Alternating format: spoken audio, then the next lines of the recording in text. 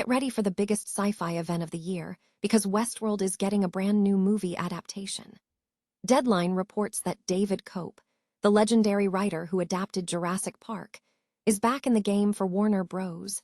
This is a reunion of sorts for the writer and the subject, and we are diving deep into what this new feature film could look like, exploring how an accomplished writer tackles the complex themes of technology and humanity in this epic world. Here's a simple way to protect your phone without stress. This ALEN 3-pack comes with tempered glass screen protectors, camera lens protectors, and an installation frame for an easier, cleaner fit. It's clear, case-friendly, and built to help guard against scratches and everyday bumps. Check the link in the comments to get it on Amazon. Next up, we're peeling back the layers on the intense drama of Euphoria Season 3. Sharp Magazine is asking if this season is pure rage bait, or if it's actually a deep dive into political commentary disguised as chaos. We'll examine how characters like Rue Bennett and Jules navigate the dangerous world of sex work and the erosion of traditional values, and whether the narrative is truly exploring deeper societal issues or just shock value.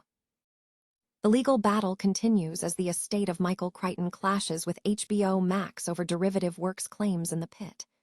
Deadline reports that Team Pitt's Gibson Dunn lawyers are pushing hard for a ruling that could send the entire matter to the litigation morgue, challenging the expansive interpretation of the freeze provision.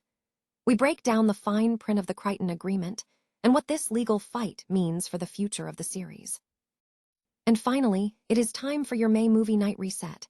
Watch Alert from Dorkaholics brings you everything coming to HBO Max this month, from classic Hollywood gems to buzzy new releases like Spider-Man, Across the Spider-Verse and Insidious, The Red Door. Tell us which movie tops your HBO Max watchlist this May and why in the comments below. HBO's highly anticipated science fiction series, Westworld, is moving into the movie adaptation phase with Warner Bros., sparking excitement among sci-fi enthusiasts. Deadline reports that David Cope is attached to write the new feature film, marking a significant reunion given his previous work adapting Michael Crichton's Jurassic Park for the big screen. Westworld itself is a concept rooted in a 1973 film, featuring wealthy individuals cosplaying cowboys and engaging in gunfights with androids, punctuated by self-playing pianos until a robot malfunctions. This premise is seen as highly relevant to the current era, reflecting themes of technology, paranoia, and obsession with historical archetypes.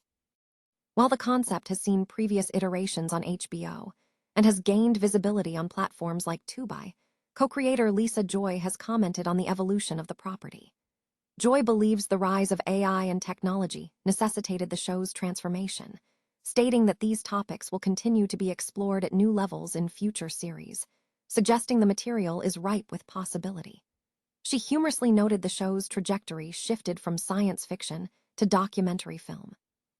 The new film adaptation is expected to delve deeply into the limits and dangers of technology's increasing entrenchment within humanity, promising compelling visuals and robotic action. The conversation also touched upon the show's cancellation on television, attributed to viewership numbers, and the high costs associated with producing a project of that scale during periods of corporate cost-cutting. The report suggests that the success of the new cinematic version will depend on its ability to maintain the thoughtful exploration of technological ethics, indicating a strong potential for a successful big-screen venture. Season 3 of Euphoria is polarizing critics, sparking debate over whether its intense content is driven by pure shock value or deeper political commentary. Writer and director Sam Levinson is navigating a landscape where the lines between scandalous and unhinged have blurred. The season plunges characters into the violent underbelly of California's drug and sex work industry, leading many viewers to label the narrative as rage bait. Rue Bennett, portrayed by Zendaya, shifts from being a drug mule to a strip club employee, placing her in a world steeped in injustice. This depiction, alongside Jules, Hunter Schafer, becoming a sugar baby, is seen by some as Levinson minimizing women's value by emphasizing the ease of entry into these industries and the erosion of traditional values. Further complicating this is Jules' storyline, where her artistic endeavors are framed as a metaphor for trans censorship and alienation when she paints nude women. Maddie, Alexa Demi, and Cassie, Sydney Sweeney, also commodify their bodies. Maddie, constrained by a system that ignores young women of color, turns to online pimping for income, manipulating Cassie into online sex work. Cassie, driven by abandonment issues, uses her body for external validation. Their strained reconnection highlights the predatory nature of their dynamic, with Maddie leveraging professional connections against Cassie's need for social media fame. A significant shift is seen in Nate, Jacob Elordi, who is portrayed as docile rather than unhinged, though his transformation feels forced. His relationship with Cassie underscores a dynamic built on control and submission, questioning whether their bond is genuine or purely transactional, especially as Cassie abandons him when financial security is threatened. The narrative also touches on controversial directorial choices, including integrating the late Eric Dane's character, Cal Jacobs, as an alcoholic sex offender, and the ambiguous portrayal of Angus Cloud, Fezco, following his death. Furthermore, Barbie Ferreira revealed that her departure from the show was not due to lack of material, but a desire to move beyond being a stereotype, reflecting the season's heavy focus on sex work. Ultimately, Season 3 of Euphoria suggests that everything carries a price tag. Levinson appears to be forcing difficult conversations, culminating in the realization that the fairy tale is over, as Cassie's pursuit of validation leads to unsustainable relationships. The season forces viewers to confront the complex, often exploitative, economic and social realities underlying the glamour. The legal battle between the estate of author Michael Crichton and HBO Max's Noah Wiley-led series The Pitt is entering a critical phase, as the case moves to the California Court of Appeals without a set date for arguments. Team Pitt's Gibson Dunn lawyers have filed a final submission, aiming to overturn a 2025 lower court ruling in favor of widow Sherry Crichton and effectively dismiss the entire litigation. The core of the dispute centers on Crichton's allegation that The Pitt is a derivative work of his hit medical drama, ER, and was only created because a reboot deal for the original series collapsed. Crichton asserts that an agreement from the Clinton era grants him final approval rights over future ideas related to ER, suggesting that changing the setting from Chicago to Pittsburgh was an attempt to circumvent these rights. Sherry Crichton initiated the lawsuit in August 2024 with a breach of contract complaint. Efforts by the Pitt's team to use California's anti-SLAPP statutes to challenge the case in early 2025 were unsuccessful, leading to the current appeal stage. Gibson Dunn attorneys Alyssa Samplin and Ted Boutros Jr. criticized the trial court's handling of the anti-SLAPP motion, arguing that the court improperly diluted the standard, ultimately finding Crichton's claims not totally meritless.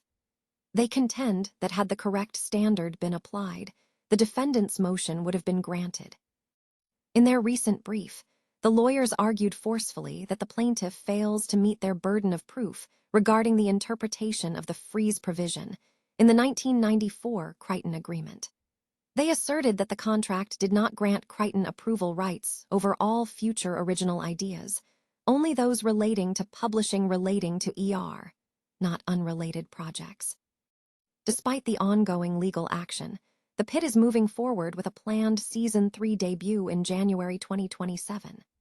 The legal uncertainty remains a significant factor for the production, especially given the massive industry shifts, including the sale of Warner Bros. Discovery to Paramount Skydance for $111 billion, which places The Pitt as a key asset for HBO CEO Casey Bloys.